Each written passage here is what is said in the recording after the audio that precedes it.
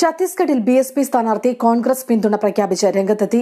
BSP സ്ഥാനാർത്ഥി കൈലേഷ് കുമാർ സാഹുവാണ് കോൺഗ്രസ് പിന്തുണ പ്രഖ്യാപിച്ച് മത്സര രംഗത്തു നിന്നും പിന്മാറിയത്. കോൺഗ്രസ്, ബിഎസ്പി, ബിജെപി എന്നിവർ ഏറ്റുമുട്ടുന്ന റായ്പൂർ മണ്ഡലത്തിൽ ത്രികോണ മത്സരം നടക്കുമെന്നാണ് പ്രതീക്ഷിച്ചിരുന്നത്. എന്നാൽ ബിഎസ്പി സ്ഥാനാർത്ഥി സ്വയം പിന്മാറിയത് ബിജെപിക്കും ആശങ്ക ഇരട്ടിയാക്കി. ഇതോടെ കോൺഗ്രസ് ജയം ഉറപ്പിച്ചിരിക്കുകയാണ്.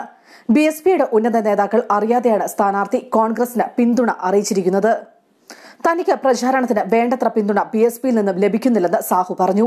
മാത്രമല്ല, ഫണ്ടിന്റെ അഭാവമുണ്ടെന്നും അദ്ദേഹം വാർത്താ സമ്മേളനത്തിൽ വിശദീകരിച്ചു. കൈലേഷ് കുമാർ സാഹു കോൺഗ്രസിൽ ചേരുമെന്നാണ് റിപ്പോർട്ടുകൾ.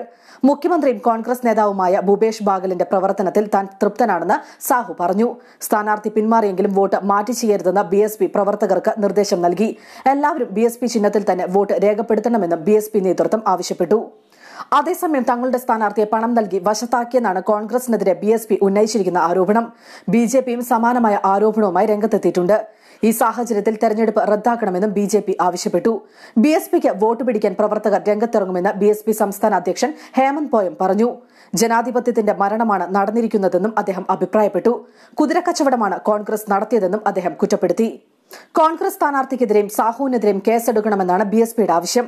ബിഎസ്പിയുടെ ആവശ്യത്തിന് പിന്തുണയുമായി ബിജെപിയും രംഗത്തെത്തി. മുഖ്യമന്ത്രി ബാഗലാണ് സംഭവത്തിന് പിന്നിലെന്ന് ബിജെപി വക്താവ് ശിവരതൻ ശർമ്മ കുറ്റപ്പെടുത്തി. എന്നാൽ ഈ ആരോപണങ്ങളെല്ലാം കോൺഗ്രസ് തള്ളി. സ്വന്തം തീരുമാനപ്രകാരമാണ് സാഹു കോൺഗ്രസിന് പിന്തുണ പ്രഖ്യാപിച്ചിരിക്കുന്നതെന്നാണ് കോൺഗ്രസിന്റെ വിശദീകരണം.